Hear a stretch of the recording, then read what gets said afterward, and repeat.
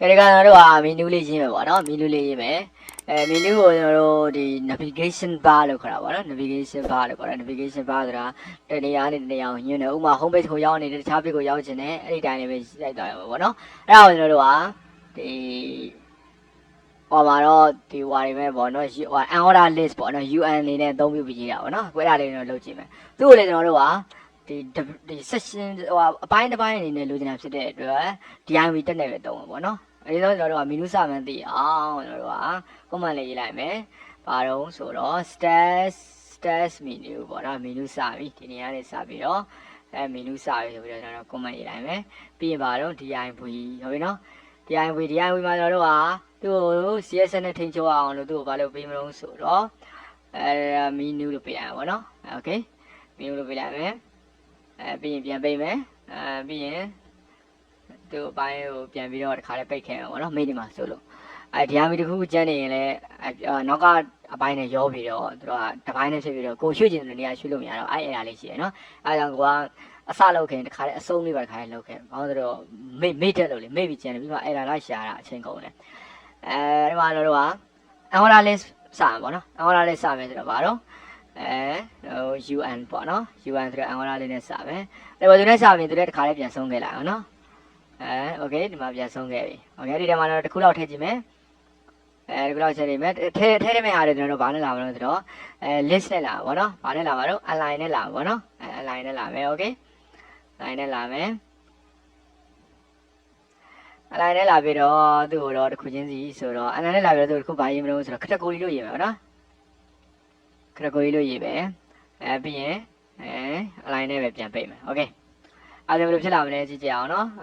5 6 โอเคဒီဘက်ကဟာကိုပြန်ဖွင့်ကြရအောင် refresh လုပ်လိုက်မယ်နော် refresh လုပ်လိုက်မယ်โอเคဒီမှာ category ဆိုပေါ်လိုက်သူ့မှ category ကိုနှိပ်ရင်တခြားဆမနာကိုသွားရမှာနော်အဲ့လိုဆိုတော့ဘာလုပ်မလို့အခါ link လေးထည့်ပြရမှာလေ link လေးထည့်ပြရမှာဆိုတော့ align နဲ့ကိုကျွန်တော်တို့ဘာလုပ်မလို့ဆိုတော့အခါ link လေးထည့်ပြလိုက်မယ်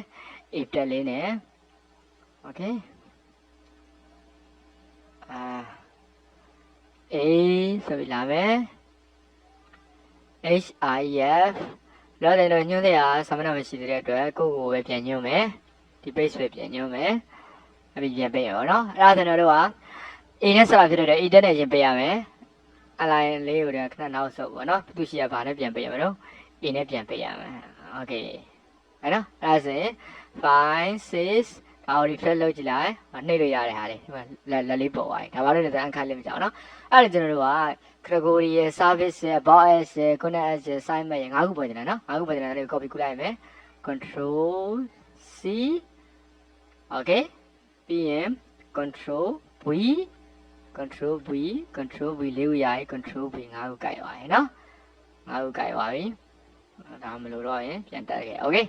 အဲ့ဒီကျွန်တော်တို့ကစာတောင်းလေးတွေပြောင်းတော့ပါပေါ့ category ဒုတိယနေရာကိုsorry နောက်တစ်ခုကျန်သေးရနော်control page ဒီရှာဟောဖြစ်နေမယ် home ဖြစ်လိုက်မယ်နော် home page home category ဒါက service ဒါက about us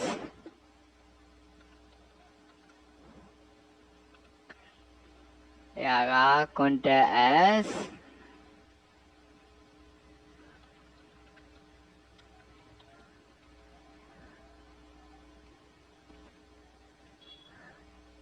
တရားတော့ assignment okay တိတ်လိုက်မယ်5 6 okay ဟုတ်ပြီနော်အဲ့ဒီမှာလင်းလေးရလာဒီမှာကျွန်တော်တို့ကဒီထိန်းချုပ်ရတာလွယ်အောင်လို့ကျွန်တော်တို့တစ်ခါတည်းဟိုဟာတွေလုပ်ခဲ့အောင်မယ်နော် CSS နဲ့ထိန်းမဲ့ဟာတွေတစ်ခါတည်းချိန်ခဲ့လိုက်အောင်မယ်ဟိုမှာကျွန်တော်တို့ home page ကိုကျွန်တော်တို့က current page လိုမျိုးလုပ်ချင်တာဖြစ်တဲ့အတွက်clap ဆိုပြီးခွဲလိုက်မယ်ခွဲပြီးရတဲ့မှာ current current page item ဒါလို့လေဒီရောက်နေတဲ့စာမျက်နှာကိုခွဲခြားခြင်းလို့ပေါ့နော်ခွဲခြားခြင်းလို့အဲ့ဒါလေးထည့်လိုက်မယ် okay and then file save ဟုတ်ပြီနော်ဒါပေမဲ့ UI DIV တွေပိတ်ထားပြီအဲ့ဒီကနေကျွန်တော်တို့က menu ဆုံးပြီဆိုရင်ဒါ comment လေးပြန်ရေးလိုက်ပေါ့ရှင်းရှင်းလင်းလင်းဖြစ်တော့add menu ပေါ့နော် okay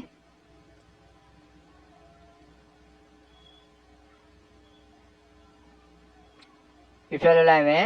အဲဒီပါဖြစ်သွားပြီเนาะโอเคအဲ့ဒါစင်တော်တို့ကဒီမီနူးလေးလောက်တက်သွားပြီဒီချိန်မှာမီနူးလေးကဒီလိုလေးလာမှာမဟုတ်ဘူးပေါ့เนาะဒါကလှုပ်လှုပ်ချင်းဝင်လို့ကြာရင်ဖြစ်နေတာပြီးရင်တို့ကသူ့ကိုကျွန်တော်တို့ကနေရာထားသူတွေတက်မလိုက်ရင်ဒီ horizontal line လေးဖြစ်သွားမှာပေါ့เนาะ horizontal line လေးဖြစ်သွားမှာအဲ့ဒီတိုင်းလေးကကျွန်တော်တို့ကဘယ်ကိုသွားလို့မလို့ဆိုတော့ဒီ CSS နဲ့ရေးမယ်ပေါ့เนาะ CSS နဲ့ okay အဲ့ဒါဒီထိနားထောင်ပြီးတော့ဒီကိုလေးတွေ line မှတ်ပြီးတော့ဒီထိ line လေးကျင်လိုက်အောင်เนาะဒါကတော့ဟောပေါ့ဒီ step 2ပေါ့เนาะ step 2ဆိုပြီးတော့ menu လုပ်တဲ့ဟာလေ okay